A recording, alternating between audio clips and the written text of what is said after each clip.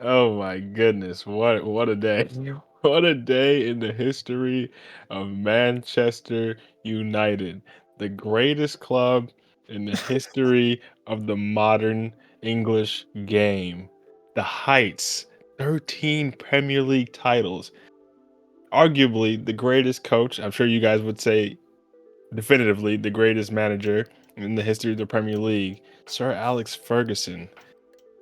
I wonder how he feels right now after he watched Manchester United lose a European final to the biggest bottle jobs in the history of the modern English game, Tottenham Hotspur, who ended their trophy duck against Manchester United in the Europa League final out in Bilbao.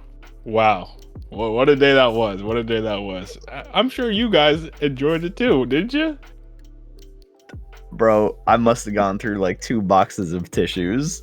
I have never seen a worse Wait. game of football in my life.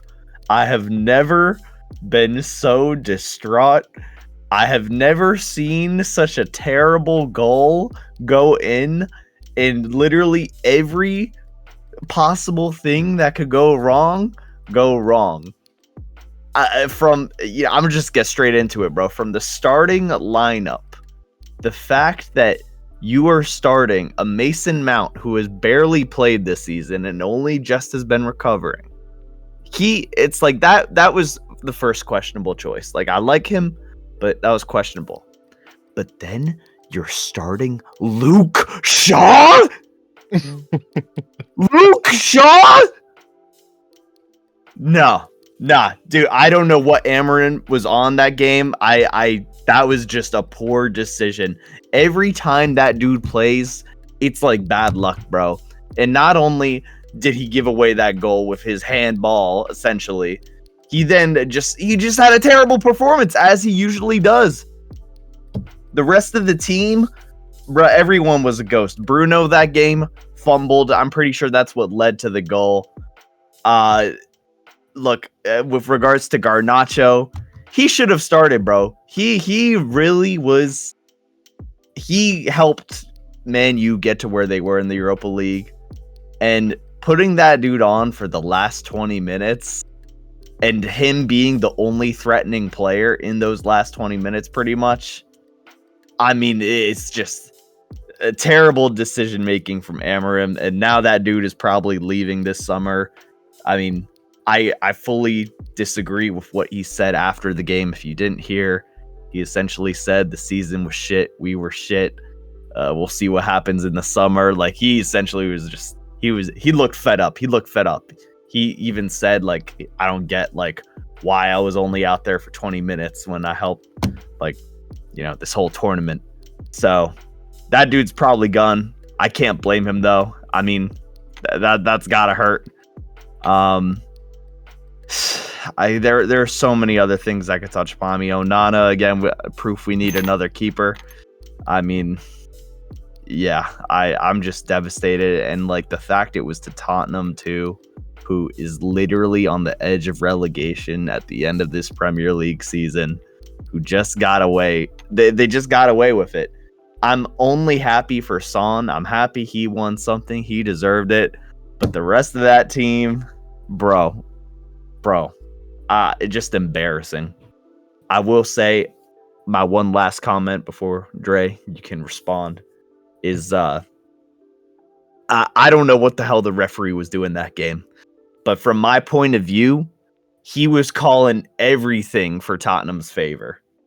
I mean, they were fouling like crazy. There were so many points I thought we deserved a free kick, or one of them even should get a red, and it just did not happen. So I was disappointed in the refereeing personally. Yeah, but at the end of the day, you just got to blame the team. Man U has truly fallen from grace. The storm definitely arrived, as Amarim said, part of it due to his own decision making with that lineup, but we have a new season ahead of us. Hopefully half these players are gone out. I don't want to see them again. And we just have a fresh start. Hmm. Interesting. Interesting. Yeah, when I said earlier that I enjoyed it, that was cap. I mean, I enjoyed the result because I always love to see Manchester United fans cry, but in terms of just purely as a neutral watching that game, I was nodding off, bro. That game was so bad, like you said. It was terrible watch. I was falling asleep in the last 10 minutes. It was very poor. But at the end of the day, like you said, you can only blame the establishment that is Manchester United for their loss. There's no point in that game where I felt like Manchester United deserved to win that game. No, Tottenham were just the better no. team, and to be The honest, luckier team. The luckier team. I'm not even you gonna can't say even better. They were you the can't even luckier team. you can't even call it luck because Ange outcoached Amarim. He actually did, which is crazy because I feel like Ange is closer If to you being mean out the out door. coach by just parking the bus after getting your one goal, Well, sure. you have to be aware of your opposition. And Ange, who usually plays Ange ball high line, he ditched his philosophy to go up against Manchester United, and he said, "You guys have to come beat us." And he was Well, aware that Manchester United cannot break down a block. This team yeah, is terrible, yeah, bro. And your guy, who's supposed to be the creative mastermind of this team, had one of the worst performances of his season in Bruno Fernandes. absolutely. Like, what was that? Which is Altogether? devastating given how much he carried us this season for like everything. And then the one moment where you need to shine, you just don't. You know, Didn't show it, up. it's a shame. Ahmad was trying to carry you guys, but he was getting double, triple teams, whatever needed to be done. They basically Yeah, weren't letting him onto his left foot properly. They did that was a good game plan and that it was good worked. defending. Basically, it's only Ahmad or Bruno really who are going to do anything for you. And if Bruno's not doing anything, and you can control Ahmad, then basically, man, you are castrated. It's cooked for them. So And let's not forget about, our striker, man. Our main striker, Hoyland, man. Like, what are we doing? yeah, you gotta love him. You What gotta are we love him. doing? Oh my god. Yeah, this was genuinely one of the worst watches I've had in a minute. I couldn't even it wasn't even a satisfying hate watch, but I will say, like you said, seeing Son lift that trophy after staying at Tottenham when really he had a lot of teams who would have wanted him back in his prime. And Mhm. him and Harry Kane stayed for the most part, and obviously now Kane dipped to try to win a trophy, and with Bayern, he ended up getting his this season as well. But for Son to spend his best 10 years of his career at this club and finally get it done when clearly he's slowly getting phased out because he's no longer at his peak anymore. I think that was one of the most wholesome moments I've seen watching, I guess, although this wasn't a Premier League game, but watching these Premier League teams, I feel like Son, out of most players in the Premier League, I feel like each team, there may be one player like this, but I feel like Son, more than anyone, even if you don't like Spurs, I think everyone likes Son. So it was Yeah. actually a really heartwarming moment to see that happen. But it's interesting that you mentioned. I know we don't want to spend forever on this game, but that you mentioned the Garnacho situation. So it sounds like you're more on Garnacho's side than Amarim's side. No, not. I'm on Garnacho's side with the argument of why the hell, like, he didn't start. Because when you start every game of the tournament and you actually like do well and help the team get to where it is, and then you're taken out, I mean that doesn't add up to me. And I mean the game plan just it wasn't there. It should have been with Garnacho, I think. But I think his comments after the game were really ridiculous. I don't appreciate anyone on any team talking like that, because everyone knows, like everyone Man U knows they've been shit, but you don't need your teammates to go out in public and say that. I think that just it's a very egotistical thing to do and very short-sighted. And I mean that's been the energy I've wanted out of Man U. So with him doing that, and with the rumors earlier in the January transfer window of him maybe going to Italy or even Chelsea, I think was rumored. Like, I hope we need not. the money, man. We need the money for the rebuild. So at this point, I'm fine with it if he wants to go. Clearly, I think he thinks he can do better somewhere else. We'll see if that's the case. He's still a young talent. But I think his time with Man U should be up after that. I agree. And I hope it's not to Chelsea. We don't need that dead weight.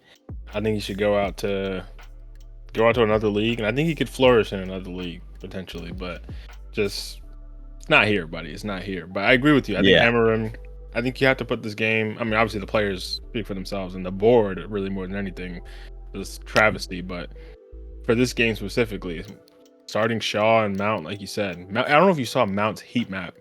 This dude is literally just a dot, bro. He was just standing in one spot the entire game that he was on. He was literally just chilling in like that, like left half space for that left 10 area. He was not moving at all. It was actually really, really poor to see. And Shaw, like, bro, I don't know how you finesse your way back into the starting lineup after being out for so long. He doesn't even look like a professional footballer, bro.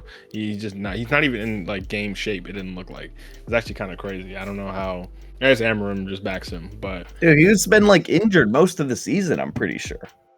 100%. Just like Mount. It's like, why are you putting these players who have been injured and like only now starting to get back into it? Why are you putting them in? I feel like you're stuck with Shaw because his wages are crazy. I don't know who's gonna take this guy off your hand, especially with his injury record. Dude, he's gonna be the new Lindelof, man. Just on the team, plays like 2 games a season. Although Lindelof was never that bad. I always thought Lindelof was just, solid. Not the best, but like mediocre, maybe. Yeah. The Iceman. But I guess one last question to have before we move on from this segment. I don't know if you have much to add, Eric, for this game specifically, but as United fans, maybe this is crazy because to me there's an obvious answer, but I think for a lot of United fans, it's becoming roamingly split or maybe just indifferent. But are you at this point in time Amarim in or out? No, dude, I'm backing Amarim. Like, I think the decisions with that game were questionable, but we've known ever since this dude came in, this is not the team he wanted. And he didn't get to build his own team. He only signed like Dorgu. And it's like him and Ugarte, I think. Or was that Ten Hag even? I can't even remember. That was Ten Hag, yeah. So we got like one signing. This is not his team. He worked with what he had. He very clearly did not want to be here in the middle of the season, and yet we still got to a final. But our league results also showed what happens when you don't have a fresh slate. If I want to play devil's advocate, because I agree, even as a non-Man United fan, I think you got to at least give him the summer. But to play devil's advocate, as a coach, even if you can't expect everything to be perfect for you. I mean, in his situation, nothing was perfect. But it is factual that you did get worse under him. But that's because also, I think there are a lot of factors. I think it's more than tactics when it comes to the coach. It's also the whole ownership, the club laying off like people who worked there for decades, not paying for lunches, making them take the train to games. Like, the whole environment is just in a weird period right now. And I think Amarim himself has been trying to maybe assert a culture there. And, when you're doing that while also trying to train and coach a team you don't necessarily want, you got Jadon Sancho still, paying his bills at Chelsea. Like, there are a lot of problems that need relegation, buddy. We're sending them straight back, bro. I already saw the news today, bro. We getting that 5 million. We need it. That dude was celebrating like he's staying at Chelsea forever. No. But my point being, I think Amarim needs time. I back him. Because here's the other thing. Like, I already have said for years now, we just need to dedicate like 2 full years to a coach and their system and fully back it. And like, not this bullshit of like, oh, we need to save money. Let's get this cheaper striker named Højlund, who's like a young guy and has no pro experience, whatever. Like, no, we need to actually back the ideas and what they want to do with the team and let them be accountable then to that. Stop putting them in terrible situations. I do think we're finally at that moment of change. I sincerely hope so, because if it doesn't work out with Amarim and trusting him and his system and his players, I don't know where we go from here. I genuinely don't. I can't even begin to think of another coach who could come in and be the saving grace. But I genuinely think this team just needs a full reset. Cunha has already been confirmed. You got the here we go. So, you know, he'll be a great addition, I think. He was killing it at Wolves, but yeah, just the team needs a reset. But you know what? With all the struggle, it'll make the victory so much sweeter, man, when we lift another trophy. So I've been patient. I've been supporting the team. I'll continue to do that. Continue to support the coach. Yeah, fair. Yeah, go ahead, Eric. I know this is also your team. I want to hear what you got to say. Now, what I will say, well, first off, in regards to Amarim, I think it's way too soon to sack a manager this early on. He's been there for what, like 6 months? So I think it would be to look at the short-term results, or just look at the very small body of work, and to make the decision to sack somebody who's actively trying to change the team, I think would not be best decision. Alexi just went on this little rant, and I know we disagree on this, but I think this is one of those moments where I'm like, where I can pinpoint a situation where I can tangibly say, like, these are the kind of moments. And I guess it's not the same for Manchester United right now. Like, it's not like, I'm not saying that this is how I feel about Man United right now. But listen, if there are any fans listening out there, and Alexi, you in particular as well, like, I think if the team that you support is not putting out an adequate product, I'm not saying go and root for Chelsea. I'm not saying go out there and root for Tottenham. But I'm saying, like, it is okay to take a step back and not be as invested in the club. And this applies for any sport, right? But within this context, you don't have to wake up early on a Saturday morning to tune in for every game, because I know that there are people out there who do that. And I think, I don't know, and this is just the way I see things, it's not really, I wouldn't really consider a bandwagon move, but I think it's like, yeah, you can still stay in tune with what's going on with the team. You can look at the transfers and the signings, and you know, you can catch a game here and there. I'm not encouraging anybody to just completely stop watching, but I will say, for the sake of your well-being, I wouldn't necessarily think it's a bad thing to take some time and take some distance. You know, like, I think there's something to be said. Bro, really about talking like a therapist right now, bro. That's how bad it is. That is what it is, bro. Like, he's talking like we're dealing with addiction or something. Listen, bro, like, it is so crazy, man. Like, I don't know. What I will say, like, I think what I do feel passionate about is that, like, I don't know, like, I think the fans are entitled to be able to watch a solid product. And I think when you have a team like United that you know has all the resources to be able to put out a solid product, but it's just not, something's just not clicking. The culture's off, you mentioned. The roster is inadequate. There's a new coach. So, like, there's a lot of contributing factors. Like, I don't understand how there are fans out there who, like, their level of, or I guess there's, I would say, like, the distance from the club does not diminish. They still continue to be there day in and day out, and more power to you if that makes you happy. But, like, I always get frustrated with team administrations when they just can't put out an adequate product. And, you know, where we just so happen to be in the NBA world, we've been talking a lot about the Knicks. That's how I felt about that team for a long time. Was pissed, would stay tuned in, but, like, it's okay to take some time, and I don't think that makes you a bad fan. But I don't know. That's neither here nor there. I don't know if people agree or disagree with me, but that's how I see things. Man, that's its own take, you know, its own discussion. I feel like, you know, the varying degree of a fan. I don't think there's a, you know, good fan or a bad fan. It's just what people got the time and energy for. Fair. But yeah, I support that sentiment. That's a very fair take, you know. this team, you charging for $150 jerseys, you charging, I don't know, probably $30 for food at Old Trafford, 30 pounds, it's like you need to see a good performance for those prices and for the reputation Manchester United has. And if you don't see it, then that's a very valid reason to just temporarily, pause on that. Yeah. And I've actually had that sentiment with a lot of different, I've said how that's applied to a lot of franchises I root for. Also a testament to how I may not do as good of a job in picking the teams I root for. But like, I'm experiencing that with the Mexican national team, man. Like, they put up a very disappointing World Cup performance this last time around.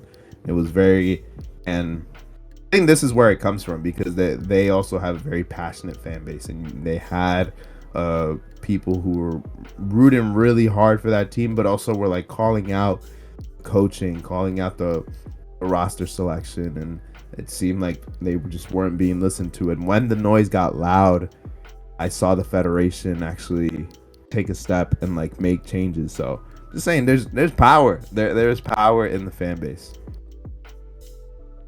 That's fair. I think there's gonna need to be some power this summer, because y'all gotta decide, what are y'all doing between Garnacho, Anthony, Rashford, and Sancho? Dude, they're all gone. They're all gone. That's the craziest lineup of wingers I've ever heard in my life. Oh my god, it's so funny. It's just so They funny. all need to go, bro. I think I do feel a bit bad for Rashford, bro. Went there being like, yes, Champions League football. Barely played, or like maybe 2 games, got injured, and we were the ones to kick him out of the Champions League.